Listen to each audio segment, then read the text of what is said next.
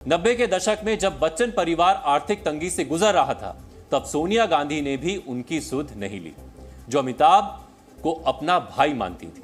अब हम आपको जी आर्काइव से अमिताभ बच्चन का करीब 25 साल पुराने उस इंटरव्यू का एक अंश सुनाना चाहते हैं। ये सदी के महानायक अमिताभ बच्चन का रेयर इंटरव्यू है, जिसमें उन्होंने राजीव गांधी से अपनी दोस्ती टूटने के बारे में बात की थी। एक जमाना था जब नेम फेम पावर सचमुच आपके बिल्कुल इर्द गिर्द घूम रही थी। प्राइम मिनिस्टर आपके दोस्त थे। ये लोगों का एक परसेप्शन है, इस परसेप्शन पे मैंने कभी विश्वास नहीं किया। मैं इस बात को मानता हूं कि मैं एक ऐसे काम से जुड़ा हुआ था जो कि फिल्मों का माध्यम है, जिसको कि बड़ी संख्या में लोग देखते हैं, इसलिए ये एक बड़ा ही प्रख्यात एक माध्यम है। मैं इस बात को मानता हूं कि प्रधानमंत्री के परिवार के साथ हमारी मित्रता थी और इन वजहों से एक स्पॉटलाइट आ जाती है आपके ऊपर भी, लेकिन मैंने इस बात को कभी नहीं माना कि इन वजहों से मैं एक बहुत ही सशक्त या एक पावरफुल मीडियम बन गया हूँ। लेकिन ये डिक्लाइन जो है ये 87 के बाद नहीं शुरू हुआ, आपको लगता है? जब तमाम कंट्रोवर्सीज उठाई गई, तमाम तरह के आरोप लगाने लोगों ने शुरू किए और लोगों को लगा कि बहुत पावरफुल हो गए हैं, वो शायद पसंद अब ये जिन लोगों ने सोचा हो या जो ऐसा सोच रहे हो, ये प्रश्न वही बताएं, इसका उत्तर वही बताएं। मैंने अपने आप को एक बहुत ही साधारण इंसान समझा है और एक साधारण रूप से अपना जीवन व्यतीत किया है।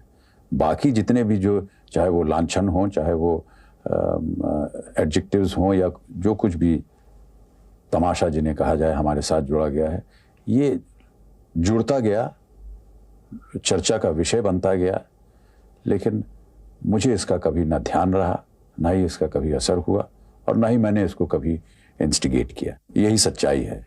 अब इस सच्चाई को कुछ लोग मान लेते हैं, कुछ लोग नहीं मानते।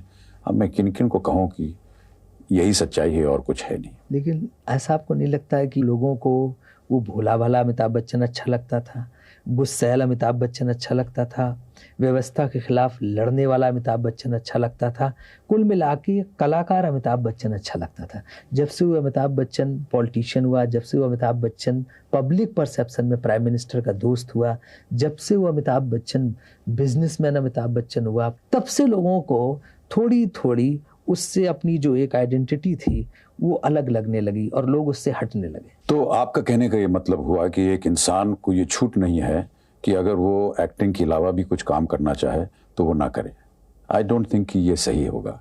हम एक डेमोक्रेटिक देश में रह रहे हैं जहां हमें फ्रीडम ऑफ स्पीच है, फ्रीडम ऑफ एक्सप्रेशन है, हम जो चाहें कर सकते हैं। माना कि मैं एक कलाकार था, अगर मेरी मित्रता जब मैं 2 साल से था किसी एक ऐसे शख्स के साथ हुई जो 20 साल या 25 साल या 30 साल बाद जाकर के देश का प्रधानमंत्री बन गया, मुझे तो उस समय मालूम नहीं था जब मैं 2 साल का था कि ये एक दिन प्रधानमंत्री बन जाएगा, इसलिए इसका हाथ पकड़ लो।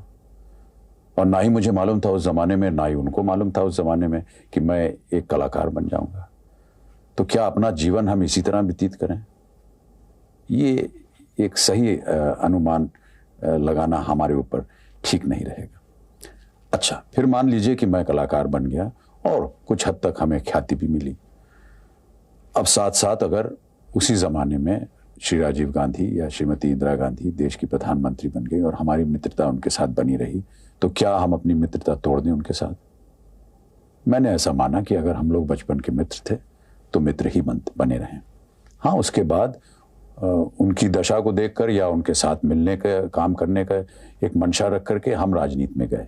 उसे हमने अपनी भूल मानी और जब हमसे वो बात हमें लगी कि वो सही नहीं है हमारे लिए या हमसे ठीक से नहीं हो रही है, तो उसे हमने छोड़ दिया। जी आर्काइव से अमिताभ बच्चन का इंटरव्यू आपने सुना, जिसमें उन्होंने गांधी परिवार पर कोई आरोप नहीं लगाया, बल्कि राजीव गांधी से अपनी दोस्ती से अलगाव तक जो भी बात कही, बड़े ही सभ्य और शालीन तरीके से कही। यहां तक कि मनमुटाव होने के बावजूद अमिताभ बच्चन ने कभी भी राजीव गांधी से अपनी दोस्ती नहीं तोड़ी।